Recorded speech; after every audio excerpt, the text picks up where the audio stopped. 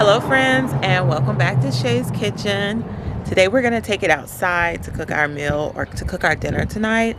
We're going to be barbecuing some ribs, some burgers, and some smoked sausages. So I wanted to share with you all how I barbecue my ribs, and also for those of you that may be intimidating about, starting a grill and using your grill, then I'm going to give you a step-by-step tutorial on what you should and what you shouldn't do to get your fire started, and how you get juicy, tender ribs that fall off the bone. So if you're ready to see that, then stay tuned. Full disclaimer before I get started.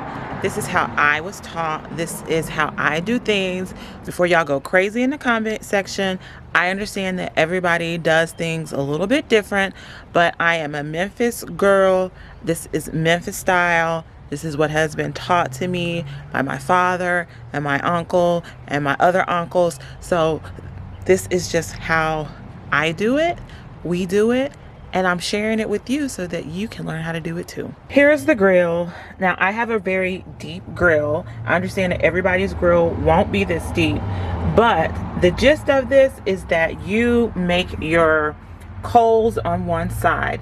This is going to be my hot side of the grill, and this is going to be my cool side of the grill. But understand the whole grill will be hot because it's going to be closed, but this is going to be my high temperature, this is going to be my medium temperature, and this is going to be my low temperature.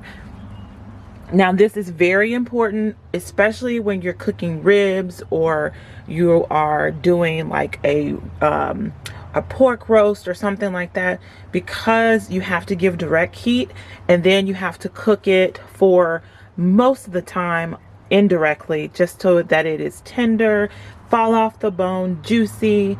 And so yeah, so this is what you're looking for when you build your fire in a grill. And understand that your charcoal bed may be smaller or larger depending on the size of the grill. And so this is a fairly large grill. I would say a medium. Yeah, this would be considered a large grill. So just take that in consideration when you make yours. You may not need this many charcoals, and it may not take up this much space in it. So the next thing you want to do with your charcoals is you need to get yourself some charcoal lighter. Now you want to saturate your coals, okay? Saturate your coals like so. You can't have too much, but you can definitely have too little, and that will not give you a nice even burn.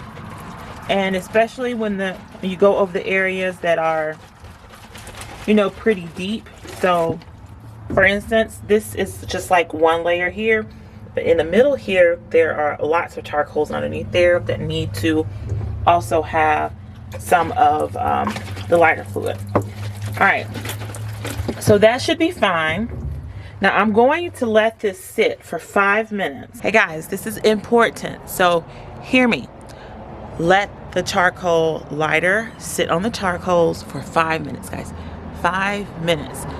If you light it too soon, it won't take off and spread across the charcoals evenly, or you may get some that just don't light at all. So be patient, let it sit 5 minutes, set a timer on your clock, and come back to it. It's been about 6 minutes, so it's time to fire up the grill.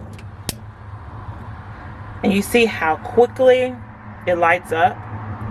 If you light it too soon and the charcoals are still wet, or if you did not put enough, it will not light this soon, guys. So just go ahead and wait the 5 minutes before you do it.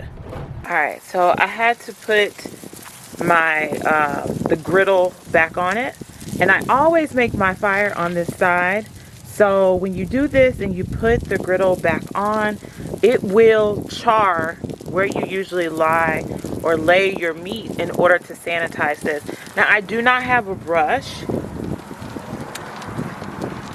I don't have a brush, otherwise I would go over it. But guys, be careful of the ones with the wire. Don't use the ones with the wire, because those wires can actually come out, get into your food and get lodged in your throat. So just be wary of those. Something else that you can use is you can get a roll of aluminum foil and scrub the surface with some long tongs, some barbecue tongs, and that will work. I would show that to you, but this for the sake of, whew, boy, it's hot. For the sake of not wasting items, because we can't go out, I am not going to show you that. I'm just going to let this do what it does, and then I'll come back and be ready to put some meat on. I have one slab of ribs, and I'm just going to wash them, and essentially with cold water, just wash them down and scrub them down, like rubbing it like this with the water on. So the most important thing when you're making any kind of ribs, baby back, St. Louis style, spare ribs, all of those, is you have to take off this membrane back here. This is what makes ribs tough. If you've ever cooked ribs, if you've ever eaten ribs and they were just super chewy and they just were hard to chew, and you know, flavor wise they were good, but it's just something about them that just wasn't right. This is what some people just don't do if they're not taught to do this. So this is what you do. You just literally take it off. It does not come off easily all the time. You do have to kind of fight with it, but the most important thing is that you get it off. I want to show you guys something. So you see how the charcoals are gray? When they are gray all over, or the majority of them are gray, I don't know if you guys can see that, then that's when you know that your fire is ready and you can put your meat on. You want to lay your ribs down flat side down first. It might be really, really hot. And then later, after they've got a nice little sear, you want to come and turn them over to the other side before you move them over to indirect heat. The ribs have been on for about an hour. I'm about to flip them over to the other side and let them cook. And then probably about an hour as well. And then we're going to transfer it over to indirect heat.